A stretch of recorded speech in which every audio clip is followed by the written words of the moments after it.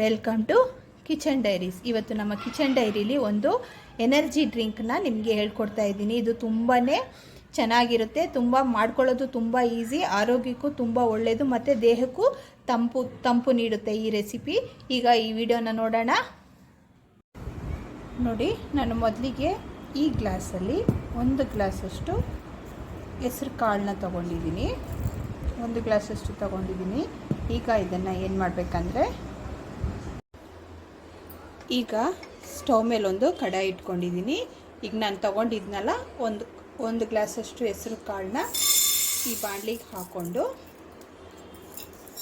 ಇದು ಚೆನ್ನಾಗಿ ಸ್ವಲ್ಪ ಕಲರ್ ಚೇಂಜ್ ಆಗೋವರೆಗೂ ಲೋ ಫ್ಲೇಮಲ್ಲಿ ಇಟ್ಕೊಂಡು ಹುರ್ಕೋಬೇಕಾಗತ್ತೆ.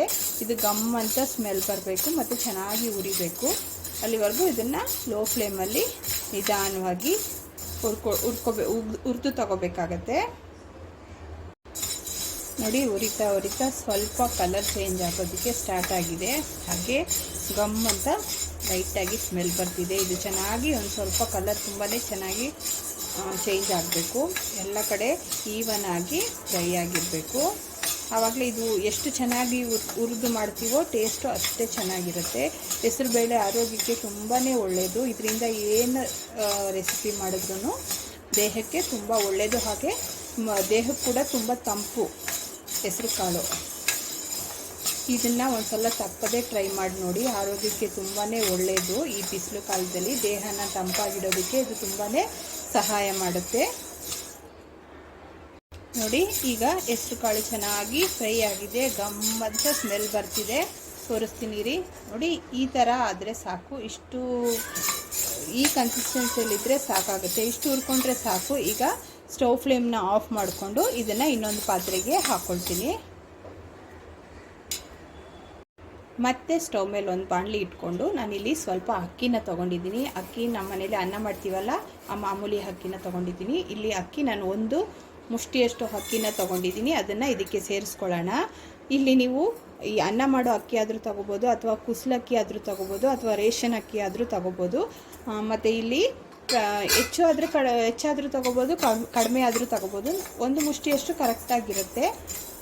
ಇದನ್ನು ಕೆಂಪಗಾಗೋವರೆಗೂ ಹುರ್ಕೋಬೇಕಾಗತ್ತೆ. ನಾವು ಅದನ್ನು ಹುರ್ಕೊಂಡ್ವಲ್ಲ ಹೆಸರು ಕಾಳನ್ನ, ಅದೇ ರೀತಿ ಅಕ್ಕಿನೂ ಚೆನ್ನಾಗಿ ಹುರ್ಕೋಬೇಕಾಗತ್ತೆ. ಕೆಂಪು ಕಲರ್ ಬರೋಕೆ ಲೈಟಾಗಿ ತಿರುಗೋವರೆಗೂ ಹುರ್ಕೋಬೇಕಾಗತ್ತೆ. ಈಗ ಅಕ್ಕಿನ ಹುರ್ಕೊಂಡಿದ್ದೀನಿ. ಇದು ಲೈಟಾಗಿ ಕಲರ್ ಚೇಂಜ್ ಆಗೋದಕ್ಕೆ ಸ್ಟಾರ್ಟ್ ಆಗಿದೆ. ನೋಡಿ, ಈ ಥರ ಆದರೆ ಸಾಕು. ಇಷ್ಟ ಆದರೆ ಸಾಕು. ಈಗ ನಾವು ಸ್ಟವ್ ಫ್ಲೇಮ್ನ ಆಫ್ ಮಾಡಿಕೊಂಡು ಹೆಸರು ಕಾಳು ಮತ್ತು ಅಕ್ಕಿನ ತಣ್ಣಗಾಗೋಕ್ಕೆ ಬಿಡೋಣ. ಇದು ಪೂರ್ತಿ ತಣ್ಣಗಾಗೋವರೆಗೂ ನಾವು ಏನು ಮಾಡೋಕ್ಕೆ ಹೋಗ್ಬಾರ್ದು. ಇದನ್ನು ಫಸ್ಟ್ ತಣ್ಣಗಾಗಲಿ. ಇದು ನೋಡಿ, ಈಗ ಇದು ಕಂಪ್ಲೀಟಾಗಿ ತಣ್ಣಗಾಗಿದೆ. ಎರಡನ್ನೂ ತಣ್ಣಗಾಗಿದೆ.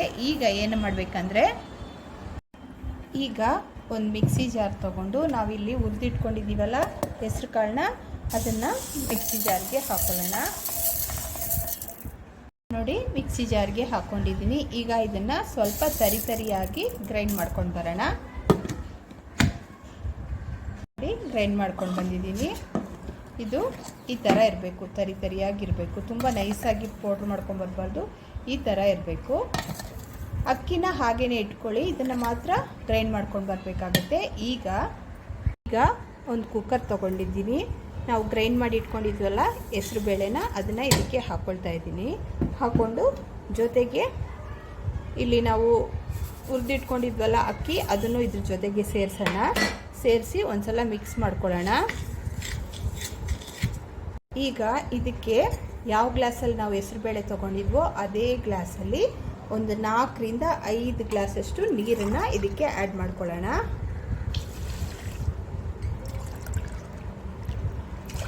ಎರಡು, 3,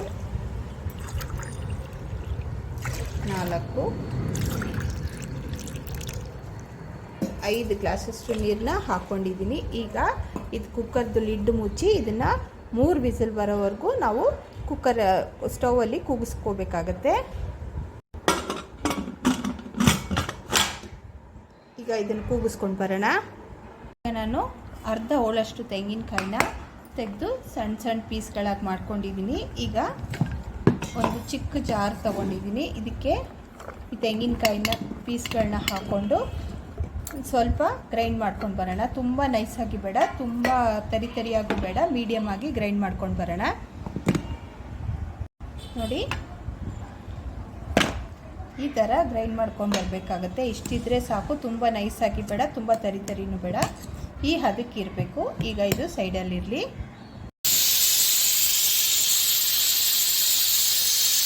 ಮೂರು ವಿಸಿಲ್ ಆಗಿದೆ. ಸ್ಟವ್ ಫ್ಲೇಮ್ನ ಆಫ್ ಮಾಡಿಬಿಟ್ಟು ಕುಕ್ಕರ್ನ ತಣ್ಣಗಾಗಕ್ಕೆ ಬಿಡೋಣ. ನೋಡಿ ಕುಕ್ಕರು ತಣ್ಣಗಾದ್ಮೇಲೆ ಓಪನ್ ಮಾಡ್ಕೊಂಡಿದ್ದೀನಿ. ನಾವು ಹಾಕಿರೋ ನೀರು ಸ್ವಲ್ಪ ಗಟ್ಟಿಯಾಗೋಗಿದೆ. ಅದಕ್ಕೆ ಇನ್ನೊಂದು 2 ಗ್ಲಾಸ್ ನೀರನ್ನ ಇದಕ್ಕೆ ಸೇರಿಸ್ಕೊಳ್ತಾ ಇದ್ದೀನಿ.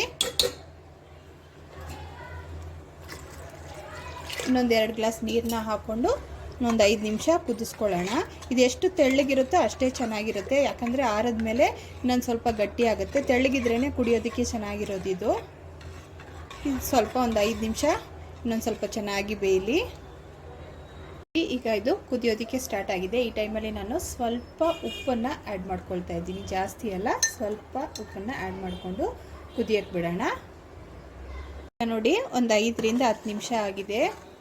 ಚೆನ್ನಾಗಿ ಕುದ್ದು ಗಟ್ಟಿಯಾಗಿದೆ. ನೋಡಿ ಸ್ವಲ್ಪ ಗಟ್ಟಿಯಾಗಿದೆ. ಈ ಸ್ಟೇಜಲ್ಲಿ ನಾನಿಲ್ಲಿ ಸ್ವಲ್ಪ ಬೆಲ್ಲನ ತೆಗೆದು ಸಣ್ಣ ತುರಿದಿಟ್ಕೊಂಡಿದ್ದೀನಿ. ಅದನ್ನು ಇದಕ್ಕೆ ಹಾಕ್ಕೊಳ್ತಾ ಇದ್ದೀನಿ. ಇಲ್ಲಿ ಸ್ವೀಟ್ನೆಸ್ಸು ನಿಮಗೆ ಟೇಸ್ಟಿಗೆ ತಕ್ಕಂಗೆ ಹೆಚ್ಚು ಕಮ್ಮಿ ಮಾಡ್ಕೋಬೋದು. ಹಾಗಂತ ತುಂಬ ಸಪ್ಪೆನೂ ಮಾಡ್ಕೋಬೇಡಿ, ತುಂಬ ಸ್ವೀಟು ಮಾಡ್ಕೋಬೇಡಿ, ಮೀಡಿಯಮ್ ಆಗಿ ಇಟ್ಕೊಳ್ಳಿ. ಹಾಗೆಯೇ ಸ್ವಲ್ಪ ಏಲಕ್ಕಿ ಪೌಡರು ಫ್ಲೇವರ್ಗೋಸ್ಕರ ಹಾಕ್ಕೊಂಡಿದ್ದೀನಿ. ಇಷ್ಟು ಹಾಕ್ಕೊಂಡು ಒಂದ್ಸಲ ನೀಟಾಗಿ ಮಿಕ್ಸ್ ಮಾಡ್ಕೊಳ್ಳೋಣ. ಬೆಲ್ಲ ಹಾಕ್ಕೊಂಡ್ಮೇಲೆ ಒಂದ್ಸಲ ಚೆನ್ನಾಗಿ ಮಿಕ್ಸ್ ಮಾಡ್ತಾ ಇದ್ದೀನಿ. ಇದು ಕುದೀತಾ ಇರುವಾಗಲೇ ಗಮ್ ಅಂತ ಸ್ಮೆಲ್ ಚೆನ್ನಾಗಿ ಬರ್ತಿದೆ. ನೋಡಿ ಬೆಲ್ಲ ಎಲ್ಲ ಚೆನ್ನಾಗಿ ಕರಗಿದ ಮೇಲೆ ಕೊನೆಯಲ್ಲಿ ನಾನಿಲ್ಲಿ ಸ್ವಲ್ಪ ಅರ್ಧ ಹೋಳಷ್ಟು ತೆಂಗಿನಕಾಯಿನ ಹೀಗೆ ಆವಾಗಲೇ ಗ್ರೈಂಡ್ ಮಾಡಿ ಇಟ್ಕೊಂಡನಲ್ಲ ಅದನ್ನು ಇದಕ್ಕೆ ಸೇರಿಸ್ಕೊಳ್ಳೋಣ. ಸೇರಿಸ್ಕೊಂಡು ಒಂದ್ಸಲ ತಿರ್ಗಾ ನೀಟಾಗಿ ಮಿಕ್ಸ್ ಮಾಡ್ಕೊಳ್ಳೋಣ.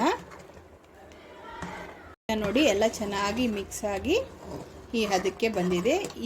ಈ ಥರ ಇರಬೇಕು ಕನ್ಸಿಸ್ಟೆನ್ಸಿ. ನೋಡಿ ಇದಕ್ಕಿಂತ ಸ್ವಲ್ಪ ತೆಳ್ಳಗಿದ್ರೂ ಪರವಾಗಿಲ್ಲ. ಈಗ ರೆಡಿಯಾಗಿದೆ ನಮ್ಮ ರೆಸಿಪಿ. ಈಗ ಸ್ಟವ್ ಫ್ಲೇಮ್ನ ಆಫ್ ಮಾಡ್ಕೊಳ್ಳೋಣ. ಈಗ ನಾನು ಇದನ್ನು ಸರ್ವಿಂಗ್ ಬೌಲ್ಗೆ ಸರ್ವ್ ಮಾಡ್ಕೊಂಡಿದ್ದೀನಿ. ಇದು ಆರೋಗ್ಯಕ್ಕೆ ತುಂಬಾ ಒಳ್ಳೆಯದು.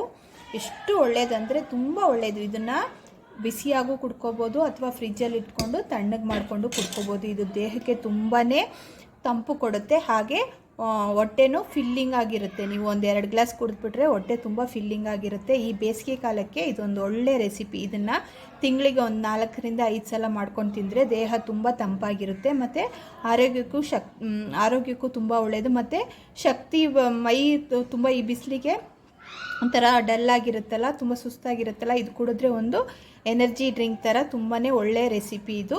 ಇದನ್ನು ತಪ್ಪದೇ ನೀವು ಒಂದ್ಸಲ ಮನೇಲಿ ಟ್ರೈ ಮಾಡಿ. ಇವತ್ತಿನ ರೆಸಿಪಿ ಏನಾದರೂ ನಿಮ್ಗೆ ಇಷ್ಟವಾದಲ್ಲಿ ಲೈಕ್ ಮಾಡಿ, ಶೇರ್ ಮಾಡಿ ಮತ್ತು ಸಬ್ಸ್ಕ್ರೈಬ್ ಮಾಡೋದನ್ನು ಮರಿಬೇಡಿ.